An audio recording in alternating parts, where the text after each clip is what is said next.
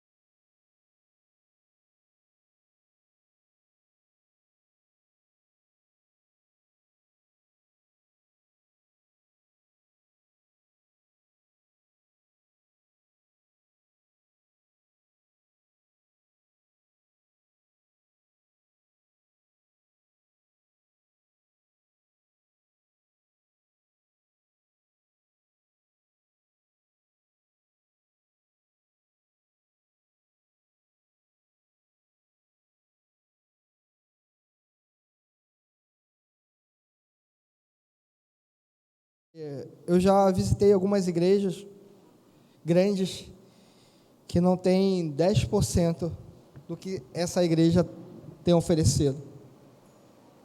Fisicamente, ela é menor, sim, mas teologicamente ela é gigante. E essa segunda aula aqui é uma grande responsabilidade. Por uma parte ficou fácil, porque a aula histórica que o nosso pastor deu foi muito boa. E é um assunto que é muito caro, é um assunto que nós precisamos bastante, porque sem educação não somos nada, não temos a capacidade de ler, aprender. Sem a educação e sem profissionais e sem pessoas que buscam isso com esforço, não seria capaz. Sem professor ou professora, a Glenda não seria uma musicista, o pastor não seria um teólogo, a Fernanda não seria uma médica, o seminarista não estaria ali, né? Então, a educação, ela é importante, e, infelizmente, no nosso país, ela tem sido dominada por um espectro político que tem sido muito nocivo ao ensino, né? A nossas crianças, nossos adolescentes, no modo geral.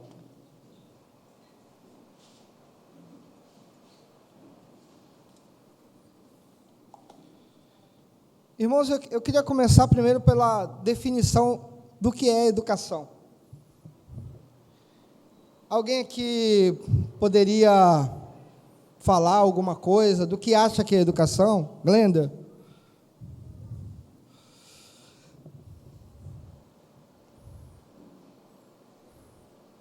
Para você, o que é? O que é educação para você?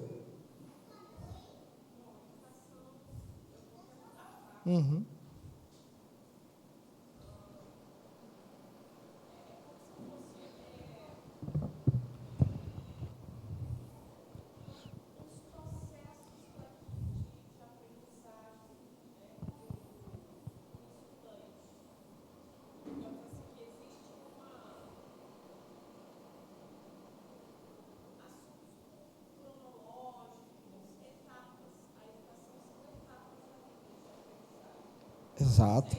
Exato. Eu vou trazer aqui só a etimologia da palavra, porque é uma palavra polissêmica. Com o tempo, ela foi trocando abrangendo outras coisas e foi, né, mudando o significado. Mas a etimologia da palavra educação significa educar, instruir, mas literalmente no latim significa, ela é formada por duas palavras, ex e ducere. Ex significa fora, e ducare é conduzir.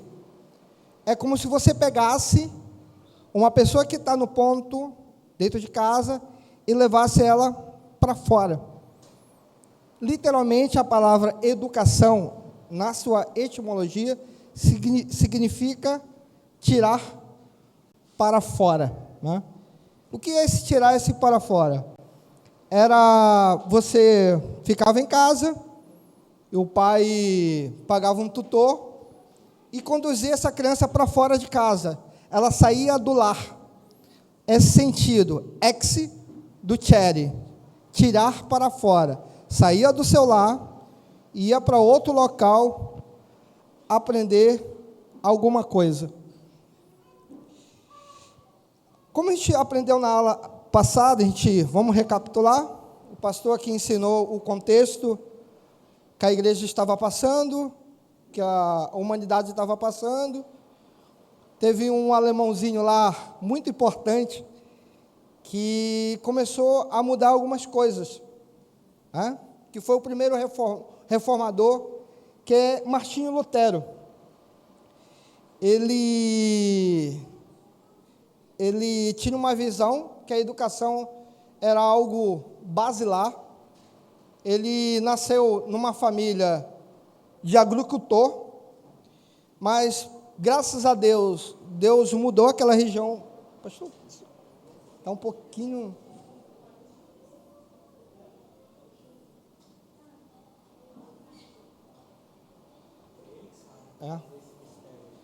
Ele era filho de um agricultor. Esse agricultor chegou o minério na cidade de Martinho Lutero. O pai de Martinho Lutero, ele começou a trabalhar na mina.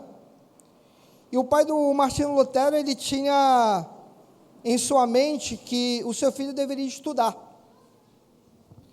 E mesmo ele sendo um agricultor, homem do campo, ele sabia que o seu filho deveria ter um aprendizado. Então, quando ele não tinha dinheiro, quando ele passou a trabalhar na mina, ele começou a ter um dinheiro, melhorar um pouco de vida, e pagou alguns instrutores para Martinho Lutero, e depois Martinho Lutero entrou no seminário. Então, eu queria começar com isso, em relação às nossas crianças. A reforma, ela é extremamente importante, mas a reforma, ela começou com um pai que acreditava que a educação poderia mudar, um pai que acreditava que o ensino, ele modifica.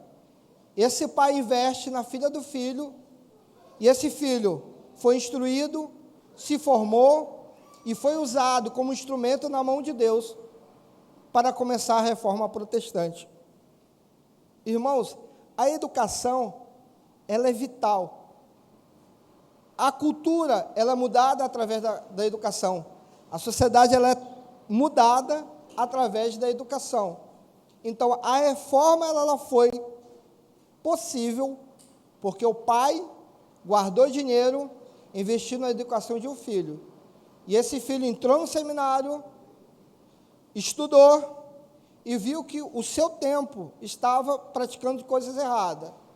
Então, a mudança começou primeiro no pai.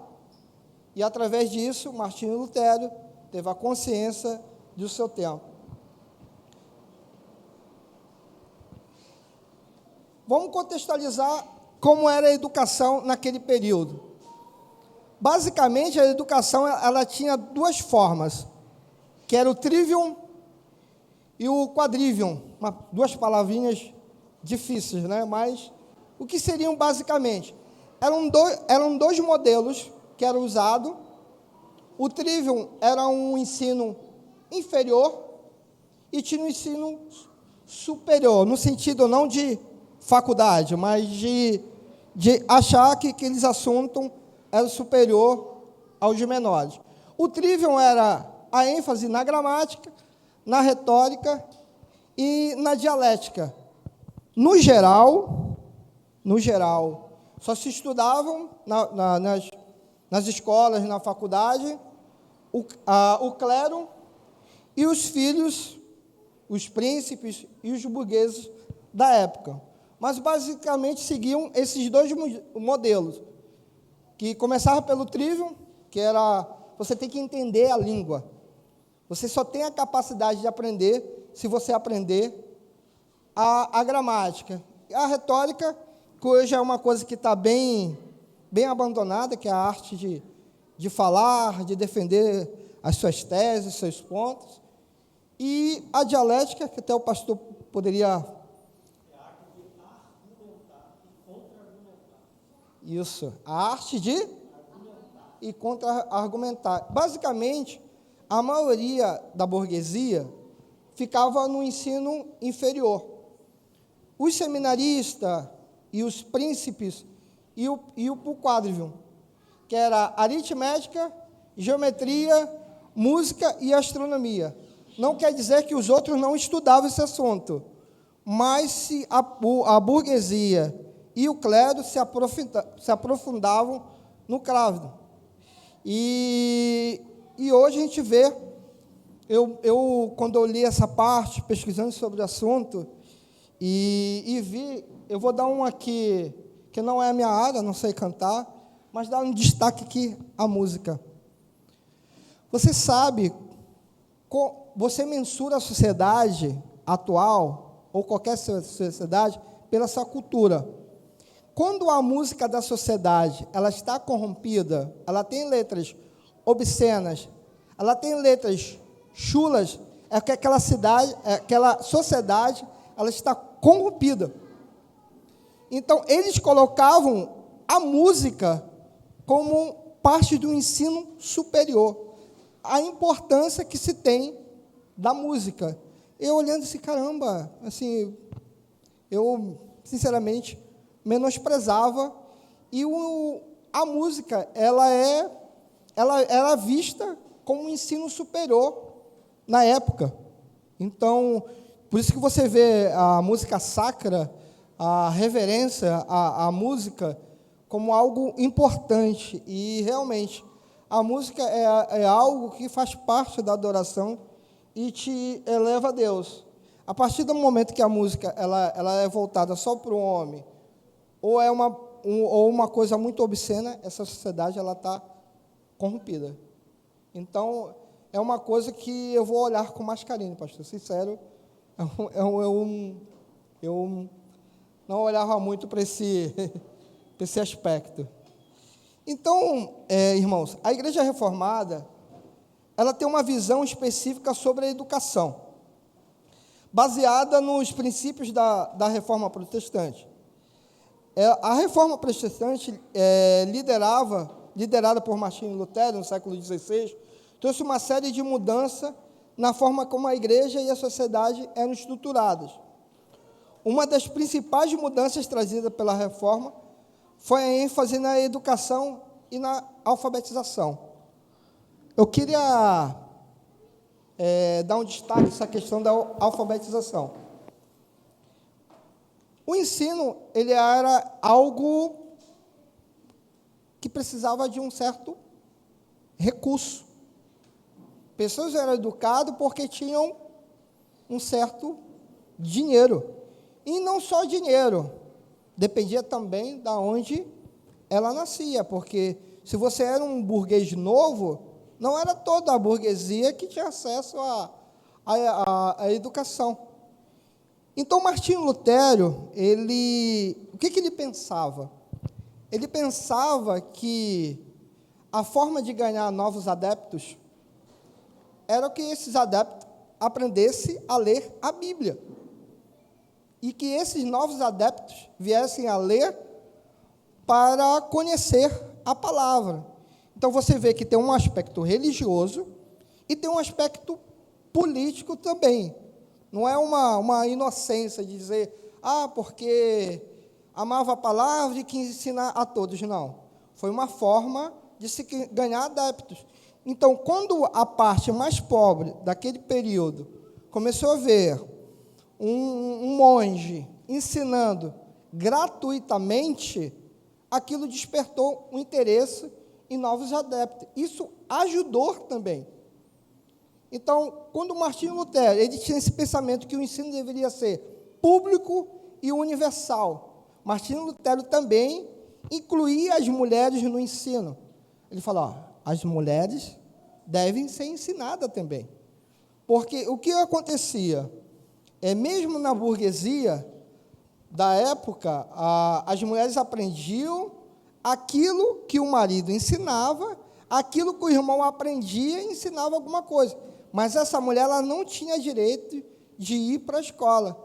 E Martinho Lutero, não, as mulheres devem aprender também.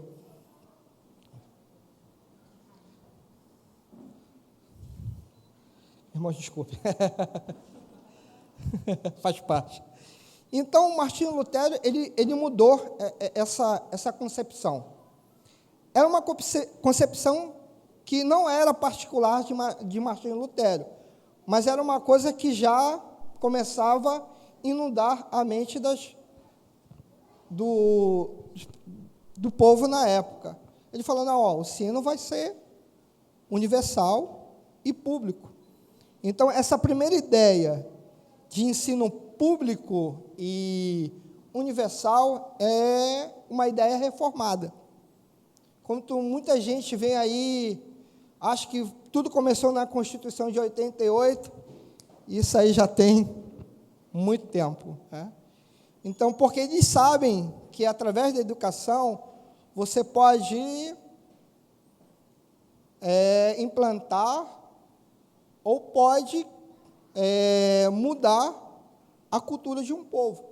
Então, Martinho Lutero, ele era consciente sobre isso. Não era uma questão só de ensinar a palavra, mas era uma forma de ganhar, de evangelizar e ganhar novos adeptos.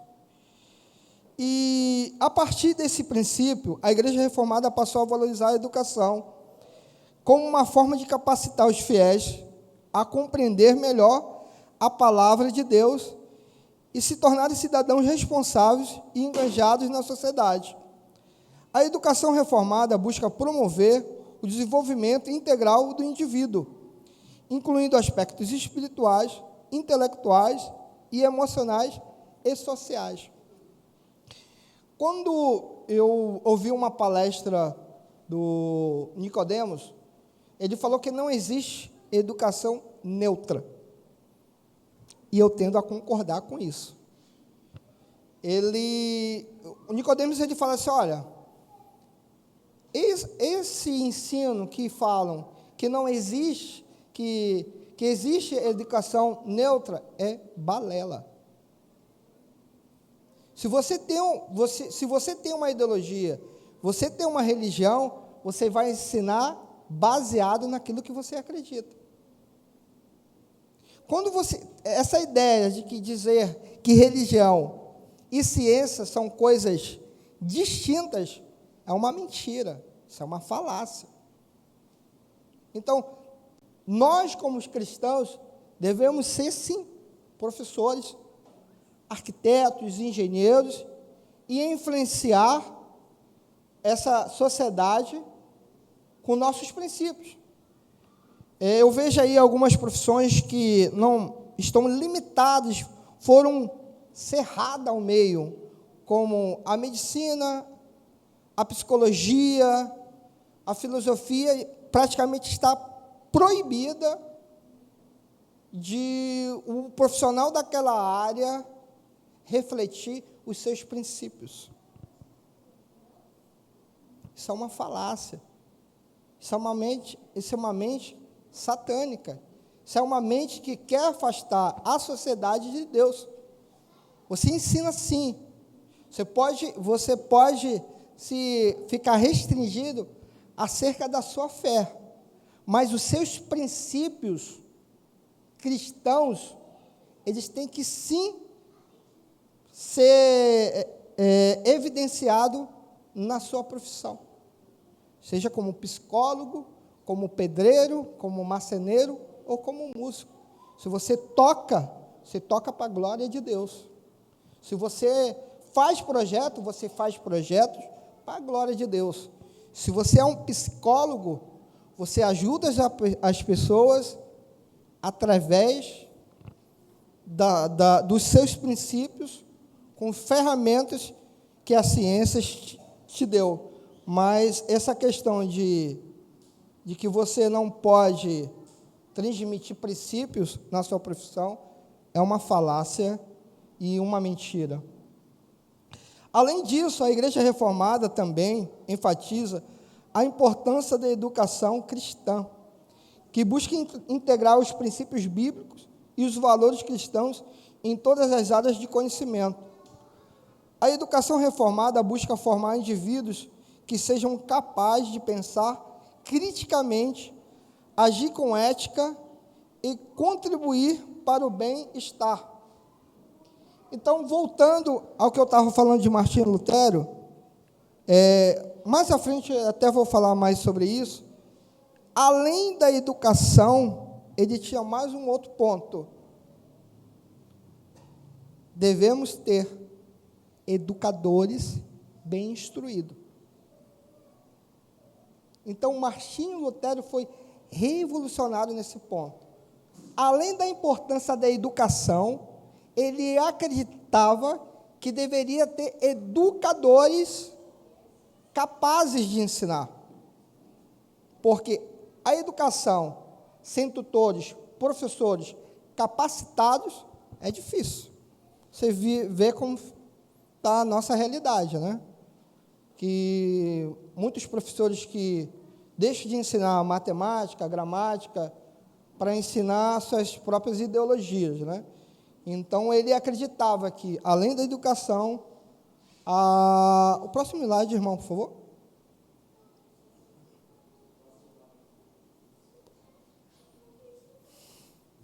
Aí, recapitulando, em 1523, Lutero começou o início das escolas, que eram escolas públicas. Ele oferecia educação para a sua comunidade, oferecia educação para meninas também.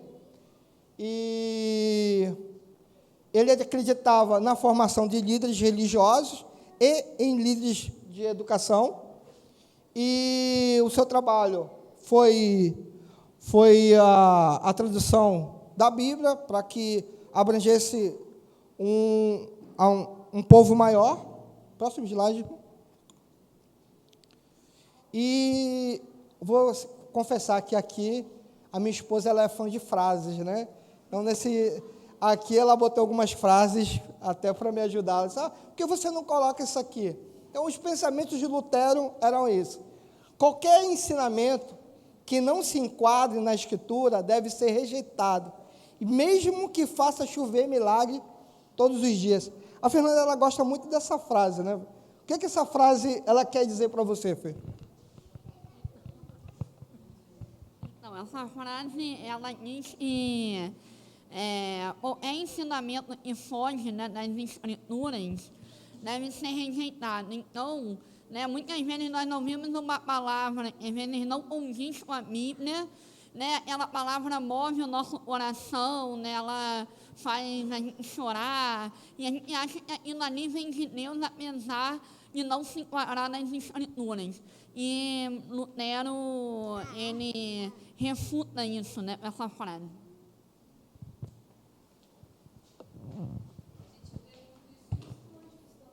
Aham.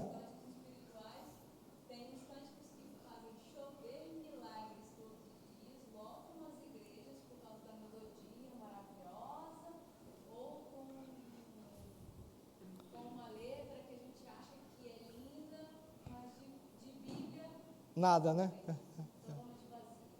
Então, e essa era eu não quis nem entrar um pouco nesse tema, porque uma das preocupações de Martinho Lutero também era o ensino da palavra através da música sacra. Meu filho?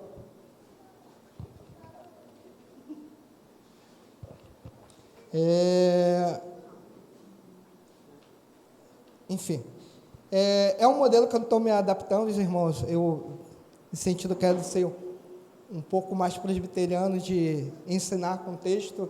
Para mim, eu estou me adaptando a esse modelo, é um pouco, enfim.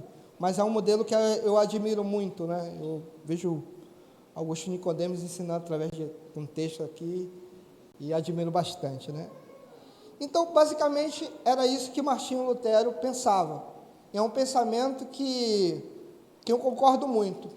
Hoje, se a nossa sociedade ela está deturpada, ela está muito errada em alguns aspectos, é porque foi dominado a educação, a cultura e a música.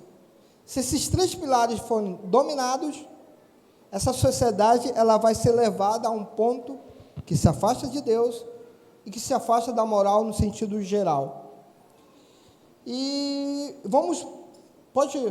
pode passar mais um? Aí tem mais essa frase que fala: nenhum pecado exterior pesa tanto sobre o mundo perante Deus e não merece maior castigo do que justamente o pecado que cometemos contra as crianças, quando não educamos. Mas educar as crianças precisa-se de gente especializada.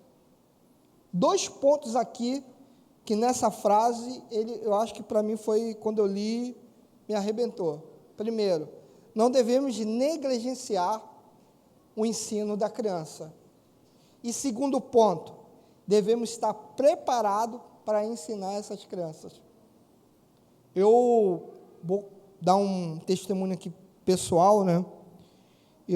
Assim que o Isaac nasceu, até antes, eu era muito preocupado sobre o que ensinar para o meu filho, porque você precisa ensinar, né? Eu não acho que é responsabilidade do colégio ensinar tudo para o seu filho. Então, se você quer ter laços com o seu filho, ele tem que ter memória afetiva, ele tem que estar assim, adolescente. Poxa, meu pai me ensinou isso. Pô, minha mãe falava isso. E eu conversando com um tio meu, que é professor, e conversando com alguns parentes que são da área da educação, dizem que crianças que aprendem com os pais são crianças que aprendem melhor. E é de fato. Eu vejo que a maioria dos meus amigos que são bem-sucedidos no que diz respeito à educação foram pessoas que os pais se envolviam na educação. Eu não estou falando aqui de pagar o melhor colégio, eu não estou falando aqui de pagar o melhor curso, estou falando de se envolver na educação do seu filho, mensurar aquilo que ele está aprendendo, aquilo que ele ensinar até aquilo que você sabe, ele dizer, pô, eu fui parte da minha alfabetização foi com meu pai. Eu, por exemplo, minha avó é pedagoga. Eu aprendi a escrever porque ela dava uns recortes de jornais e eu copiava aqueles recortes. Então, isso até hoje está na minha mente. Então, você se envolver na educação do seu filho é algo primordial. A gente tem negligenciado muito. A gente fala assim, mas eu não sei isso. Cara, se você for ali na internet, gastar meia hora, 1 hora de tempo, você aprende aquele assunto. E você, meu filho, eu vi aqui, você não precisa dizer que é um astro para o filho, mas, papai pesquisou, e aquele assunto aqui, vamos para cá. O ditongo, ele é acentuado assim, isso é paroxítona por causa disso. E eu admiro pais que voltam a estudar, que teve uma vida sofrida, porque não, eu estou muito aquém, eu quero ajudar meu filho, e isso é muito importante. Então, essa frase, ela me impactou bastante, né? Que você não deve negligenciar o ensino da criança, e que você tem que ser um especializado, ser um chatão, ir no colégio mesmo, ver o que o seu filho está aprendendo, conversar com a professora, ver como é que está seu comportamento, o comportamento da criança.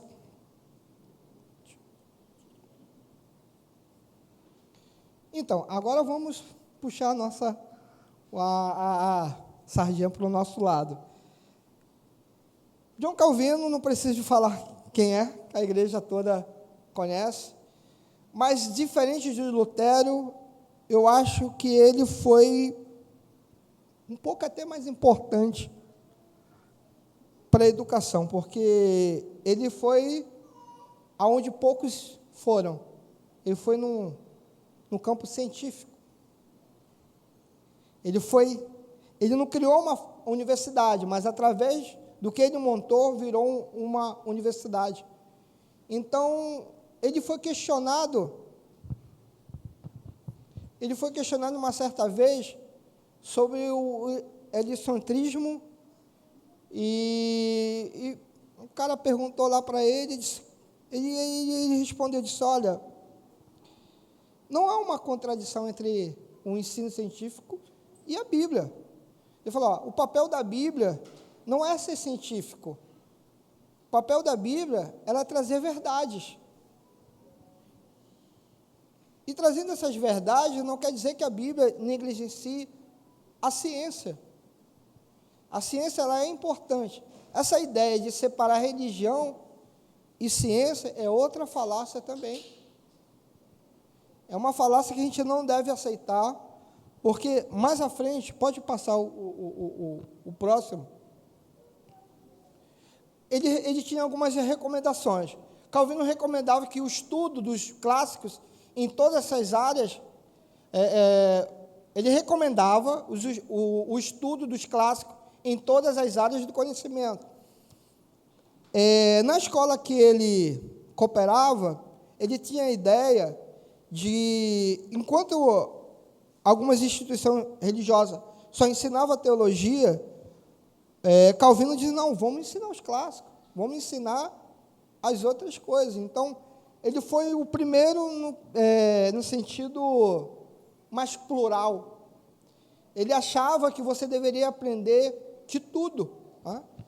E ele via na criação como uma manifestação do próprio Deus. Ele falava que não há contradição entre a fé e a pesquisa científica.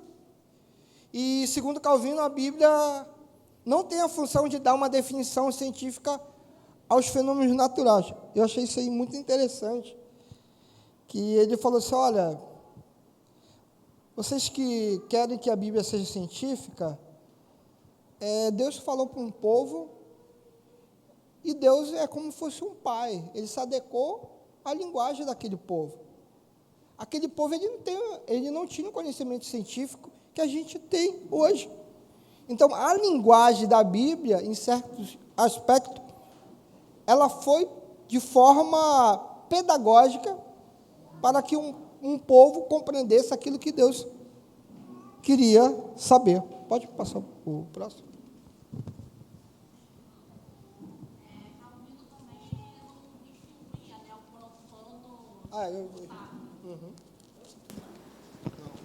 Então, aí a Fernanda entrou num assunto muito importante. Isso até se perpetuou mais nos puritanos. Para Calvino, não há essa separação do que é sacro e do que é religioso.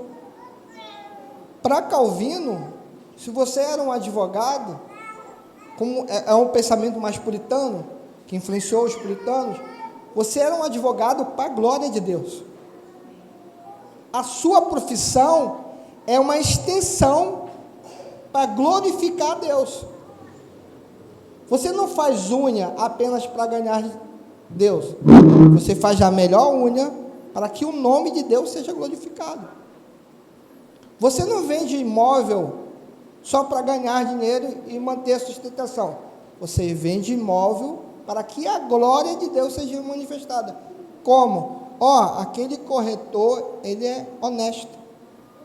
Aquele corretor, ele me falou quais eram os problemas da casa, ele me falou quais eram as vantagens e desvantagens daquela casa. Então, você vendeu uma banana, você vendeu uma maçã de forma honesta. Então, esse pensamento, ele me perturbou muito, porque eu aprendi, quando era criança, que havia essa separação, o que era de Deus, o que não era de Deus. Então, eu vivia nesse, eu estou fazendo as coisas de Deus, não estou fazendo as coisas de Deus. Hein, Bruno? Isso é tão interessante pensar que, na verdade, isso vem de Lutero. Né? O Lutero, ele classificou isso como a doutrina da vocação, que ele entendia que não há diferença entre quem prega no púlpito um sermão e, por exemplo, a menor e mais insignificante, digamos, das profissões, elas têm um peso similar a Deus, porque ambos têm que fazer corandeu, para a glória de Deus. Né? Então, é importante frisar isso, que Calvino também ele vai desenvolver isso, vai chegar no ápice nos puritanos, como você disse. Na verdade, a ideia é de Lutero, mas ela foi desenvolvida com Calvino e muito mais até com os puritanos, porque os puritanos eles saíram um pouco do campo teórico para a prática, né? Eu não sei se é verdade, mas eu ouvi uma história que aquele violino, que é caro pra caramba, Stradivarius, né?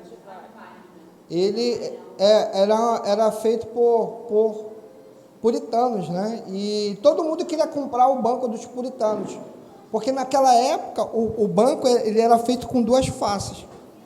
Então, um carpinteiro, um marceneiro, ele botava a melhor madeira em cima e uma madeira mais ruinzinha embaixo. Os puritanos não, a mesma madeira que era em cima era a mesma que era embaixo. Então, é uma forma de glorificar a ideia. Essa ideia eu percebi muito no trabalho da minha esposa.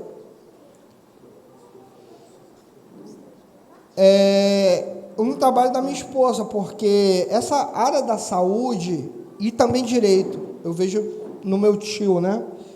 Que lá em Porto Alegre, ele é um advogado aposentado, e chegava lá uma mãe desesperada, com pouco recurso, e normalmente ele era um instrumento. Ele disse: você não tem dinheiro, mas chega aqui, você vai em tal lugar, procura tal pessoa, e vai, assim que você falar com essa pessoa, volta a falar comigo, que eu não vou advogar por você, mas eu vou te ajudar na defesa disso. Então, ele glorificava a Deus através da sua profissão.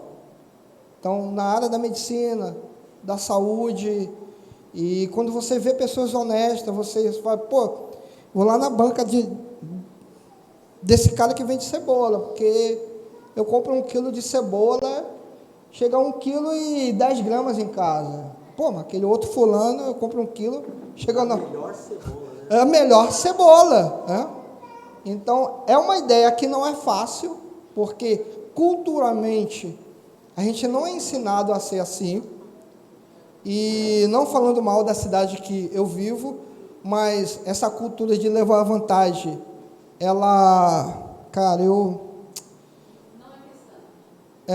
eu já passei por cena assim de mesmo não sendo carioca, mas eu fui morar no Rio Grande do Sul.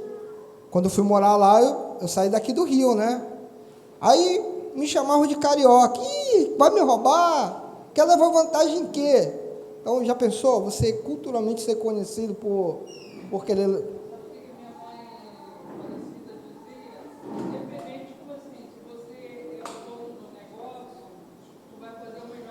Uhum.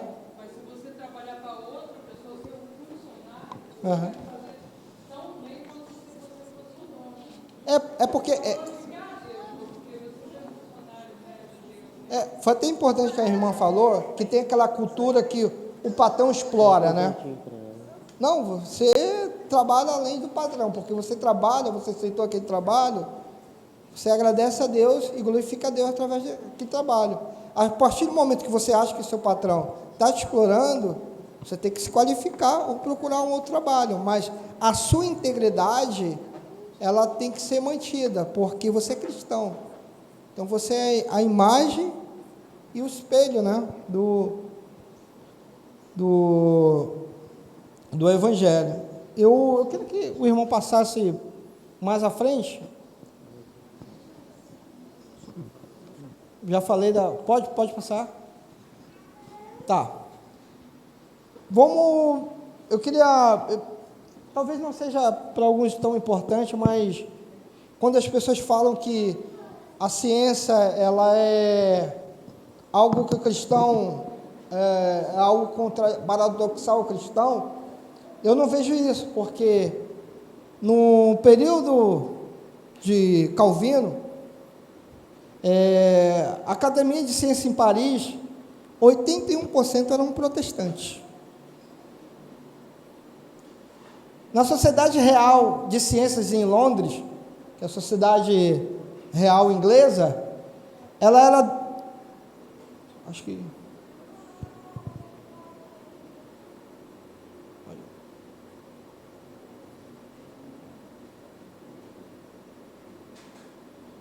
isso, ela era dominada por puritanos, tanto nas ciências biológicas e física. Quem passou aqui por uma universidade pública sabe a dificuldade que é, né, Alexandre? Você, né, Glenda, sabe que a dificuldade... Mas eu fico pensando no seguinte, ser bom nadador de aquário é mole, né? Mas quando Deus te lança no oceano, que o bicho pega. Tá? E eu vi muitas brigas, eu vi muitos assembleianos falando assim, não, o que você está falando está errado. E eu vou te falar sincero, no geral, o reformado ele tem uma educação maior, mas um assembleiano, uma universidade pública, é difícil, ele vai para o debate, ele vai para a defesa da fé, né? E vou te falar, eu já vi ali, quando eu trabalhei num bloco de psicologia, eu trabalhava na máquina de Xerox, cara, o proprietário da máquina de Xerox ia para o debate, que Deus o tenha, foi um homem que influenciou muito a minha vida, e felizmente ele está na glória agora, e foi um cara que eu não conheço, que foi convidado para dar palestra, para ensinar dentro de uma universidade pública, tendo apenas o ensino médio. Eu ainda não vi outra. Se algum irmão conhece aqui, mas foi muito pela postura dele, ali no bloco de psicologia, defendendo o Evangelho e mostrando a importância de ser posturado. Lucival Cardoso.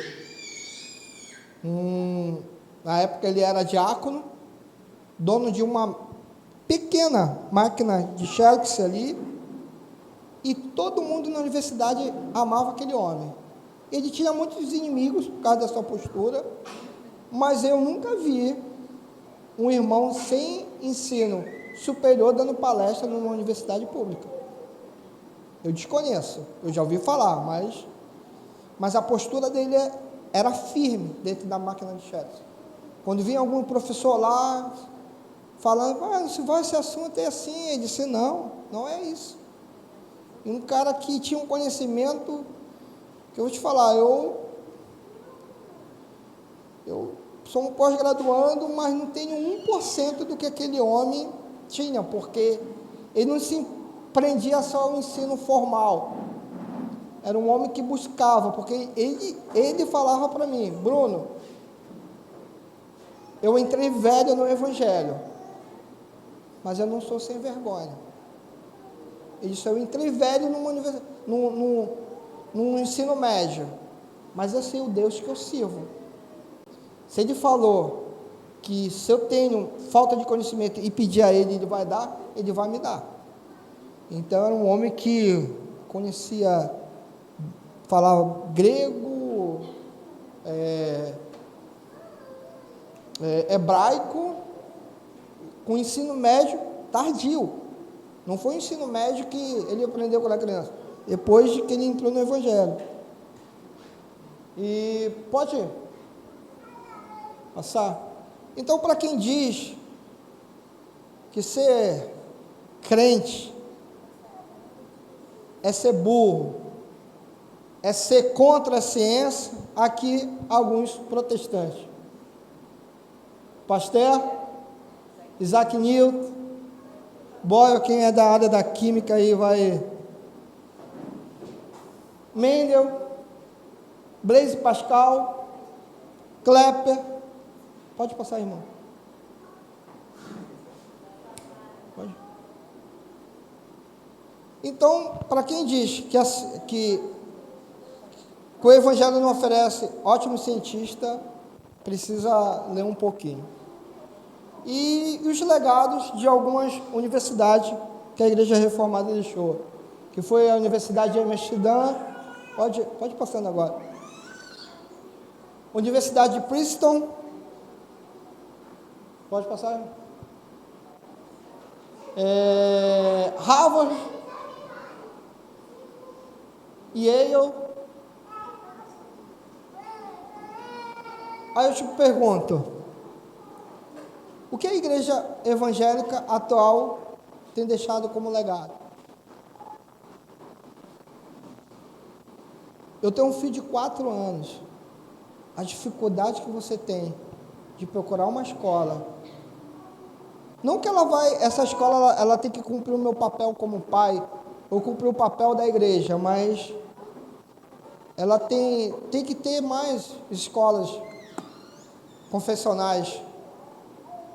A gente tem que influenciar mais na música, no ensino, na venda, como empresário, porque falta muito. E eu vou te falar, meu irmão, entristece você estar no mercado e é crente, não vou vender não. Meu Deus, isso dá uma vergonha, Senhor. Então, a gente tem que influenciar. A gente tem que pedir a Deus, como o livro de Tiago fala. Se algum de vós há falta de conhecimento, peça a Deus, que Ele dá, sem distinção. Então a educação, ela não tem idade, esse negócio de dizer que eu estou muito velho, meu irmão, me perdoa, isso é uma mentira também. Outra coisa, não tenho tempo de estudar, é outra mentira também. Você pode não ter o tempo de um adolescente, mas você tem tempo. Tem tempo porque eu maratonei várias séries. Já passei 5 horas assistindo. Já, sou pecador nessa parte. Mas depois eu comecei a parar, gente, o que eu estou fazendo, cara? Eu não consigo ler a Bíblia por 5 horas, mas fico em frente à TV, assistindo vários capítulos de uma série. E, cara, a partir do momento que você luta contra a carne, pede para Deus, você flui, você aprende mais, e Deus vai te direcionando. Deus te ensina a organizar o tempo, porque às vezes o que a gente não consegue fazer é organizar o tempo. Tempo a gente tem. Então, são essas reflexões. E falando sobre cresce o interesse pela educação cristã no Brasil. Isso que eu estava acabando de falar. Está difícil, porque as nossas crianças têm sido bombardeadas. É mulher dançando com fio dental numa conferência de saúde. Para onde esse país vai? Para onde a gente vai? O sal, ele incomoda. Se o sal perder o significado, a sua relevância, cara, difícil.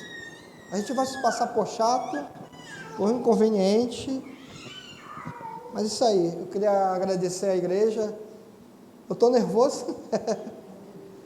Estudei bastante, mas quando você chega aqui no púlpito, eu estou compreendendo agora pastor Carlos, pastor Vadislau. É uma responsabilidade estar aqui no púlpito. Dá um nervosismo bastante. Vocês ainda têm mais preocupação que, além do púlpito,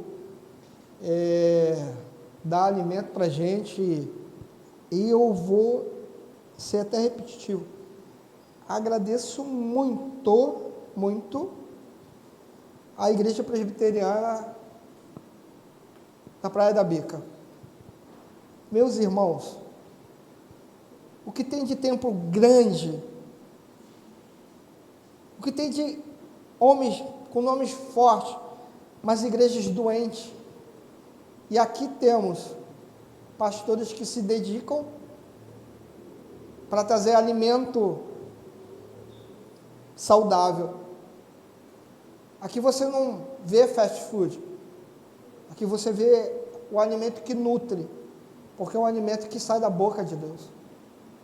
E eu me emociono, porque é um privilégio fazer parte de uma comunidade que tem como prioridade o ensino da palavra. E eu queria trazer como testemunho aqui para vocês: valorizem, porque nossos pastores se abdicam dos seus filhos, de suas esposas, de momento até de lazer, para tirar horas para se preparar, para estudar, sabe? E trazer uma boa palavra. E eu vou te falar, isso está escasso. Valorize. E eu quero agradecer os pastores, o conselho dessa igreja, porque ter feito um trabalho muito grande aqui nessa igreja. Amém. Queridos irmãos, quero agradecer meu amigo Bruno, quero agradecer a presença dos irmãos. Vamos ficar de pé, queridos. Vamos orar. Senhor Deus e Pai, obrigado, Senhor, por este ensino, Senhor, pelo irmão Bruno, que se dispôs, Senhor, a estar aqui nos ensinando um pouco do que foi este grande movimento que foi, antes de tudo, providencial de Ti, que foi a Reforma Protestante. Pudemos aprender aqui, Senhor, que a educação, ela anda para e passo com o nosso crescimento, Senhor. Porque sem educação nós não crescemos na fé, nós não crescemos na palavra, nós não crescemos como cidadãos do reino de Deus. Obrigado por esta igreja, Senhor. Obrigado por este conselho. Abençoe a cada coração aqui, Senhor, a cada mente, que possamos prosperar cada vez mais mediante o ensino que é dado por esta igreja, Senhor, através da sua santa palavra. É o que eu lhe peço humildemente no teu nome. Amém. Deus abençoe, queridos. Agora temos alguns minutos. O café